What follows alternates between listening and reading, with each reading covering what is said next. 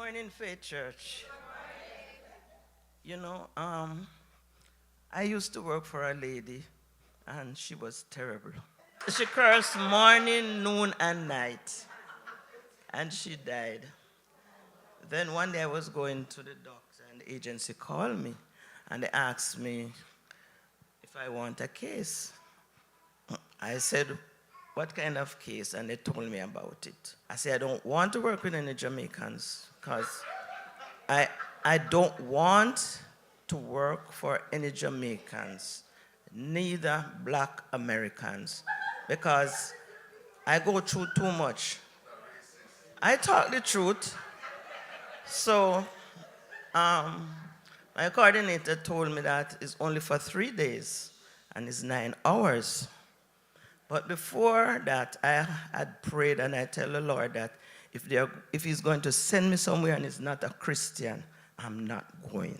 I'd rather stay home.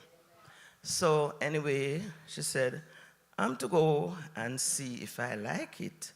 So I went. The lady, she is 97. She cannot hear. She's, you have to be in her ear. And I went in and I talked to her. She can't even open the door. Somebody has to open it for her. So I went in and I spoke to her. Oh no, she don't hear what I'm saying. Because she said to me, I don't hear. She asked me my name, I told her. I said, all right, you're not going to remember it, so just call me Robin. Because that's what most of my people call me. All right. I went there the Thursday, 9 hours. It was long, but nothing to do, so I get lazy. And she said to me, don't worry, you don't have anything much to do. And she told me what to do. She showed me how to make our coffee and so on and so forth. Anyway, I took it and I said, it's just 3 days, 9 hours Thursday and every other weekend, Saturday and Sunday, 9 hours. I said, let me take it, I'm not doing anything. So I went and I liked the job. And I'm still on it right now. And last week I went there, she was so sick. I don't know, she was so sick. She have a problem, but I can't talk it. And she said to me, say, Rob, I'm not feeling well. I said, how are you feeling? You're feeling pains? Can I hear? I said, how are you feeling? And I went up in her ears and I spoke to her and she said, I don't know, but I'm in pain. I said, you want to go to the hospital? Because when I went Saturday morning, she was in pain and she was running a fever. And we are not supposed to keep them with a high fever. Anyway, I was looking for a thermometer. They don't have any. So I called the lady that is in charge. And I said, I'm not going to leave her here this week with the fever and the pain. I'm going to take her to the hospital. Montefiore is just 1 block down. So I said, you know what? I have something.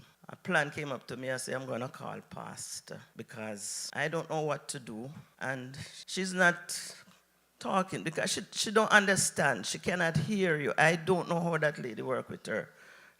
I said to her when I went there, I said, why didn't you get a hearing aid? She said they were giving her one, but she didn't want it. So anyway, I said, I'm going to call Pastor. But when I look on the time, I said, Pastor is in church already, he's not going to answer. And the Spirit keep telling me, call you Pastor. And I said, you know what, it's not going to cost me anything to call Pastor. Because I know when he prays, we always get deliverance. And I called Pastor and I told him that I have a situation and what I want. And he prayed for her. He prayed and she took the prayer because she was speaking in tongues.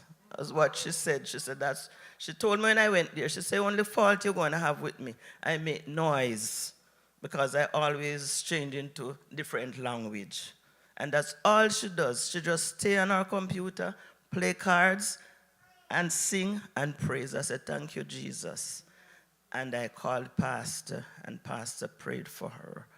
And I'm telling you, from that day on, she's a changed person. The pains, she said, it is there. She said it is there. She still feel it, but it's not so bad. And when I was living there last week. Whenever I go there on Sundays, I always tune into Faith Church, and I always take the phone in there and give it to her. I said, this is my pastor and this is my church. And she said to me, oh, it is so nice.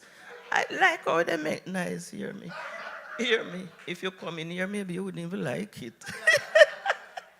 Anyway, she's doing fine. And I believe in prayer.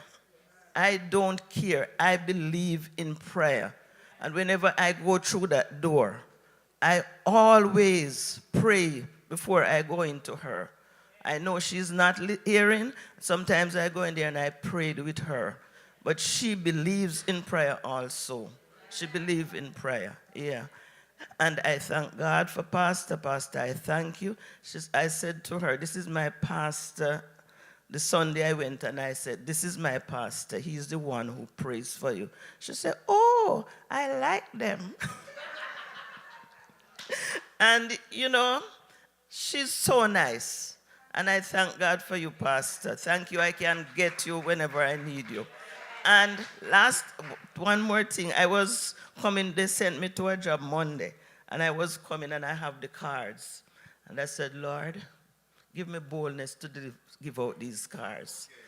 And I started, every car I pass, I put one under the windscreen. I say, if it's even one person, they are going to take it. When I was passing, I saw two persons in one car, and I knocked on the window. When she opened the window, pulled down, she's making a whistler, a ganja cigar. And I handed her, I said, good evening, can I give you this card? And she took it and says, thanks. When I passed, I said, stay there, I'll make you weed, it doesn't matter. And I saw another lady, and I gave her one. And she was reluctant to take it. And she said to me, who is the pastor?